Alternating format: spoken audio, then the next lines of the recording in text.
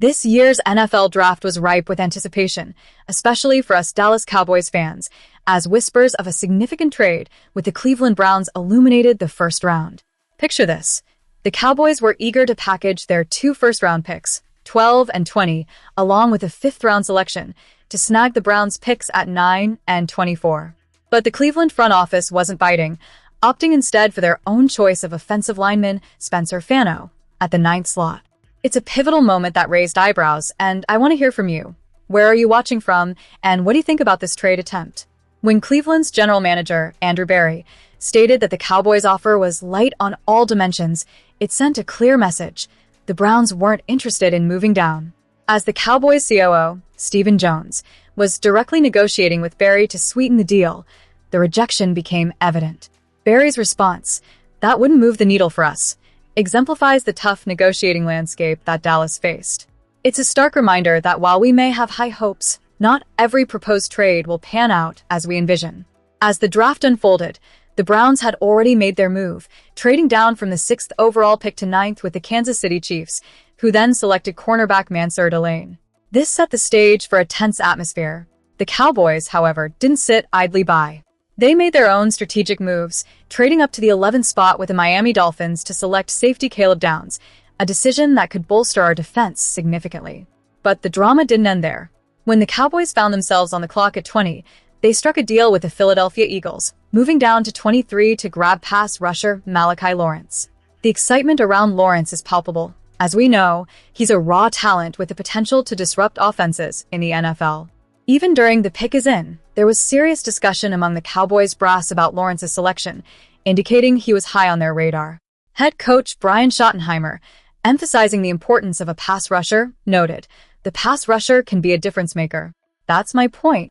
It's refreshing to see such clarity in their strategy, especially when Jerry Jones chimed in with his own endorsement of Lawrence, saying, "I really think we ought to pick Lawrence.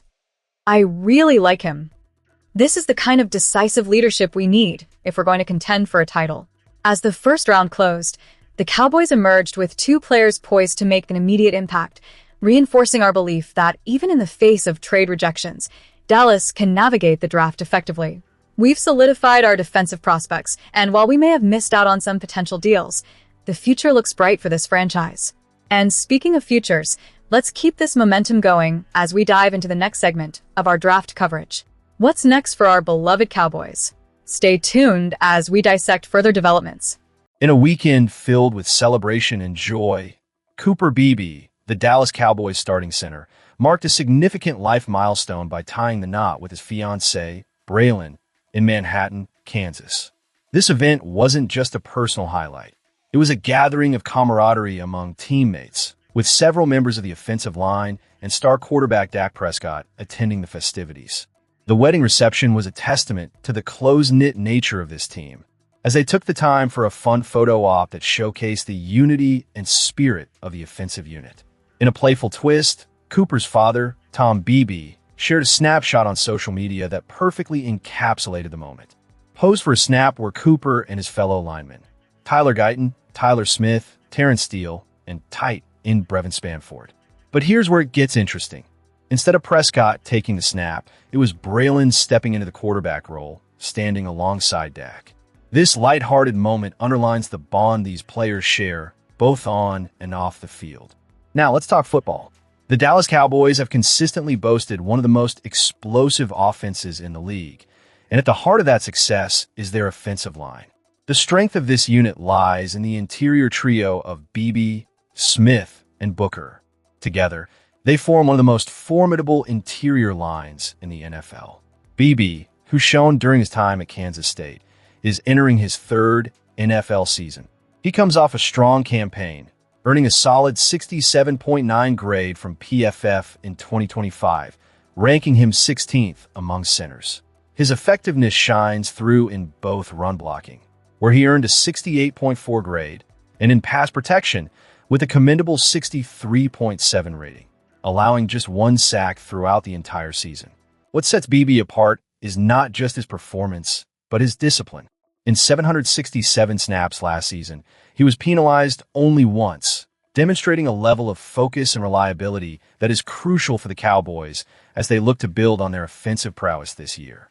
While the Cowboys have focused heavily on revamping their defensive lineup this offseason, adding players like pass rusher Rashawn Gary and linebacker D. Winters through trades, and bringing in cornerback Kobe Durant along with safety Jalen Thompson and P.J. Locke via free agency, the offense has remained largely unchanged.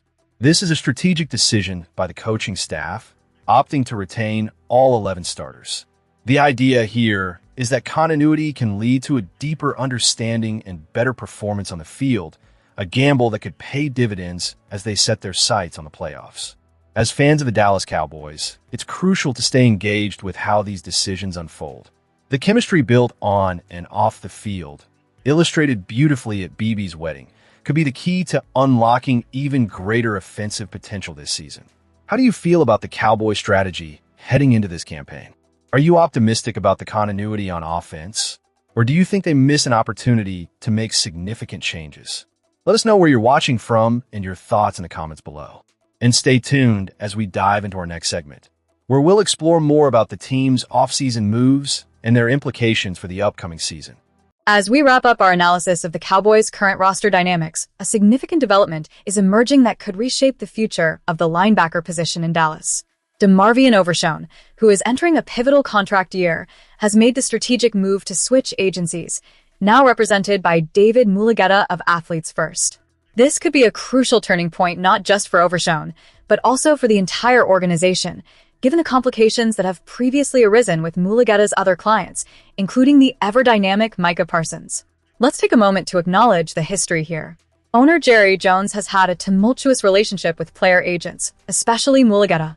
Last season, as the negotiations for Parsons' extension became contentious, Jones attempted to sidestep Mulugheta, claiming a handshake deal with Parsons that did not include the agent's input.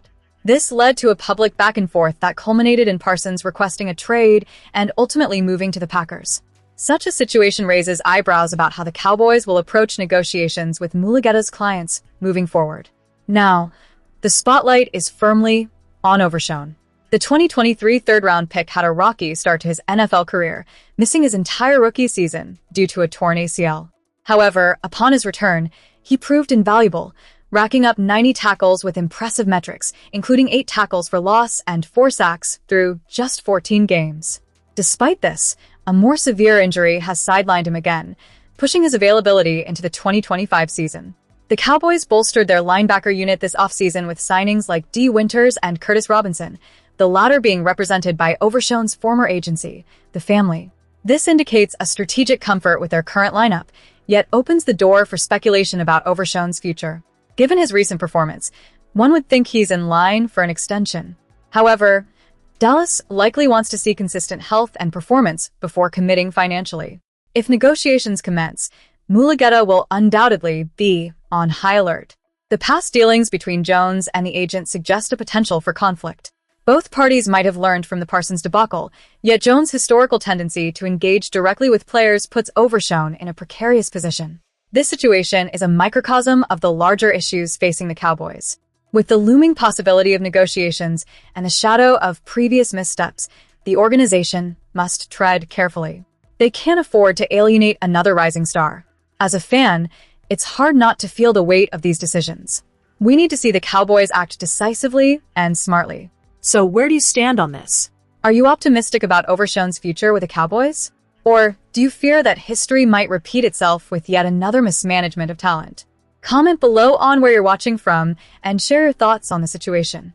And if you haven't already, make sure to subscribe for the latest insights and updates on the Dallas Cowboys. As we close this analysis, let's remember that the decisions made in the coming months will echo throughout the franchise for seasons to come. The Cowboys are at a crossroads, and how they navigate these waters could define their success or failure in the years that lie ahead.